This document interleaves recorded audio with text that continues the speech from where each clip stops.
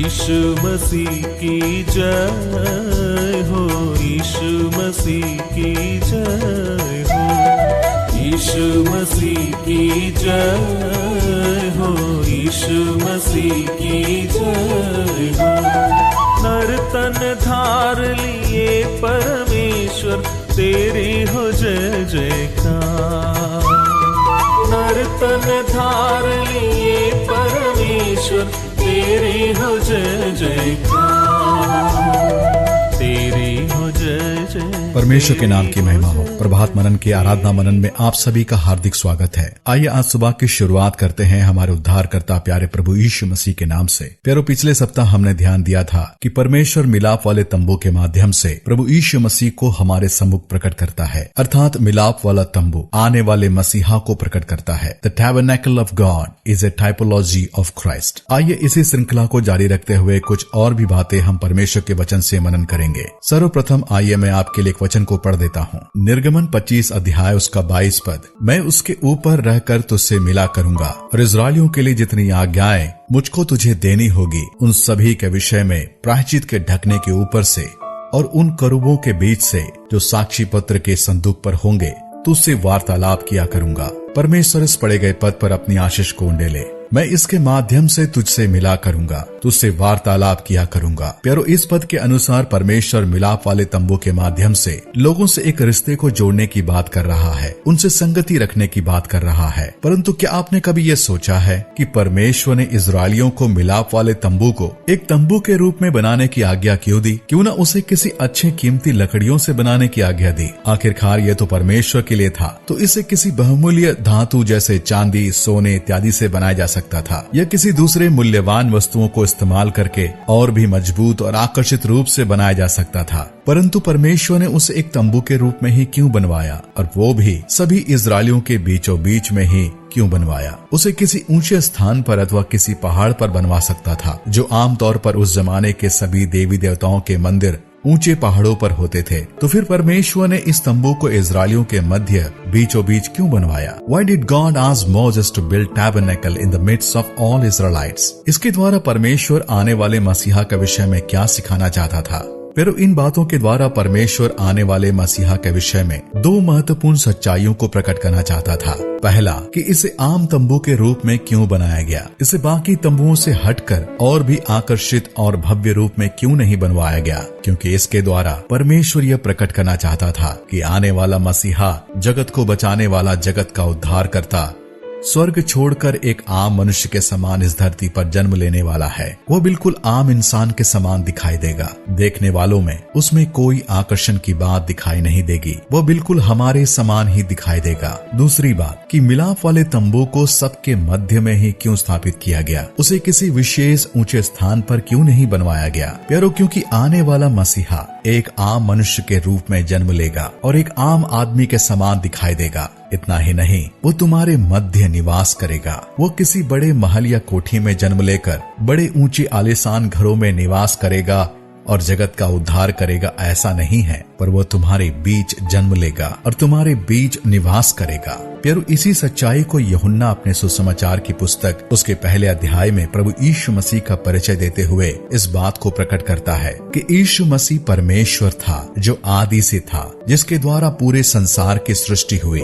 इसके पश्चात पद 14 में वह इस बात को प्रकट करता है कि वही परमेश्वर हमारे बीच जन्म लिया, हमारे बीच डेरा किया। यूहन्ना रचित सुसमाचार 1 अध्याय 14 पद। और वचन देहधारी हुआ और अनुग्रह और सच्चाई से परिपूर्ण होकर हमारे बीच में डेरा किया। हमने उसकी ऐसी महिमा देखी जैसी पिता के इकलौते की महिमा। यूहन्ना इस पद में उसी शब्द का इस्तेमाल करता है जो कई साल पहले मिलाप वाले तंबू के संदर्भ में इस्तेमाल किया गया था। डेरा किया अर्थात तंबू किया। अंग्रेजी में इसे ड्वेल्ट अमॉन्ग अस और टैबरनेकल अमॉन्ग अस कहा गया है। टैबरनेकल शब्द वास्तव में एक लैटिन शब्द से आता है। इसका अर्थ होता है किसी के मध्य निवास करते हुए उनके संग एक घनिष्ठ संगति रखना। वास्तव में ये बातें कितनी सच है ना प्यारो, कि जब मसीह आया वो उनके बीच निवास किया, उनके हर नगरों और गांव के सड़कों पर घूमा। हर वर्ग के लोगों से उसका रिश्ता एक समान था। उसने किसी को तुच्छ नहीं जाना, किसी से भेदभाव नहीं किया। यहाँ तक कि सामरी क्षेत्र में रहने वाले लोगों को यहूदी समाज तुच्छ जानता था, पर प्रभु यीशु मसीह उनसे भी भेंट किया। यहाँ तक कि उनसे पीने को पानी भी मांगा। चुंगी लेने वाले पापी के घर भी भोजन करने चला गया। उनसे मिलने वाला इंसान कभी निराश होकर नहीं लौटा। वो उनके दुखों में सहभागी हुआ, उनके संग घनिष्ठता से जुड़ गया। वो उनके बीच कुछ इस कदर मिल गया कि जब रोमी सिपाही उसे पकड़ने आए तो उन्हें यीशु को ढूंढने में बड़ी दिक्कत हुई। उसे पहचानने के लिए उन्हें यहूदा इस्करियोती का सहारा लेना पड़ा। वो वास्तव में उनमें से एक कहलाया और उनके बीच डेरा किया। यही सच्चाई प्रभु यीशु मसीह के जन्म से हजारों वर्ष पूर्व परमेश्वर ने इस मिलाप वाले तंबू के माध्यम से प्रकट किया था। निर्गमन 25 अध्याय 8 पद। और वे मेरे लिए एक पवित्र स्थान बनाए कि मैं उनके बीच निवास करूं। प्यारो, यही बातें हमारे प्रभु को बाकी सभी देवी देवताओं से भिन्न करती है। वो परमेश्वर होने पर भी मनुष्य के मध्य जन्म लिया, एक मनुष्य का पुत्र कहलाया, मनुष्य के दुखों को स्वयं अनुभव किया। इसी भेद को समझाने के लिए परमेश्वर ने मिलाप वाले तंबू का डिजाइन बाहरी रूप से बिल्कुल बाकी तंबुओं जैसा रखा। भले ही वो भीतर से भव्य था, पवित्रता और महिमा से भरा हुआ था, लेकिन बाहरी तौर पर वो आम तंबुओं जैसा ही था। आमतौर पर लोग अपने देवी देवताओं की आराधना करने के लिए अपने ईश्वर के समीप किसी भी तरह की बाधाओं को पार करके पहुंच जाते हैं, पर इस परमेश्वर की बात ही निराली है। यह तो उनके मध्य निवास करने के लिए स्वर्ग छोड़कर नीचे उतर आया। परमेश्वर लोगों के पास आया ताकि उनके संग संगति करे, और वो भी एक तंबू में। है ना अद्भुत बात। पौलुस अपनी पत्री में इस सच्चाई को कुछ इस रीति से उल्लेख करता है। दूसरा कुरिन्थियों की पत्री 8 अध्याय 9 पद। तुम हमारे प्रभु यीशु मसीह का अनुग्रह जानते हो कि वह धनी होकर भी तुम्हारे लिए कंगाल बन गया, ताकि उसके कंगाल हो जाने से तुम धनी हो जाओ। स्वर्ग का परमेश्वर मेरे और आपके लिए कंगाल बन गया, ताकि मैं और आप उस अनंत काल के दंड से बचकर स्वर्ग के उस असीम महिमा के धन के वारिस बन जाए, परमेश्वर के संतान कहलाए, मसीह में मिली सारे आशीषों के हकदार बन जाए। तो आइए इन्हीं विचारों पर मनन करते हुए उस महान परमेश्वर हमारे उद्धारकर्ता की महिमा करें, उसके नाम को ऊंचा उठाए, उसकी आराधना करें। हम इस विषय को आगे भी जारी रखेंगे। परमेश्वर के नाम की महिमा हो। आप सबको मेरा जय मसीह की। अनादीश्वर अरूपी आत्मा आराधना के योग।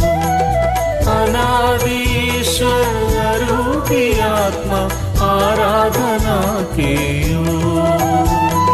नर रूप लेकर जगत में आया, नर को बचाने को। नर रूप लेकर जगत में आया, नर को बचाने को।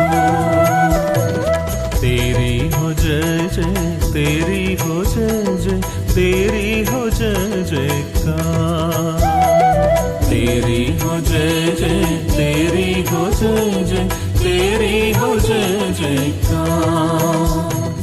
यीशु मसीह की जय हो, यीशु मसीह की जय हो, यीशु मसीह की जय हो, यीशु मसीह की जय।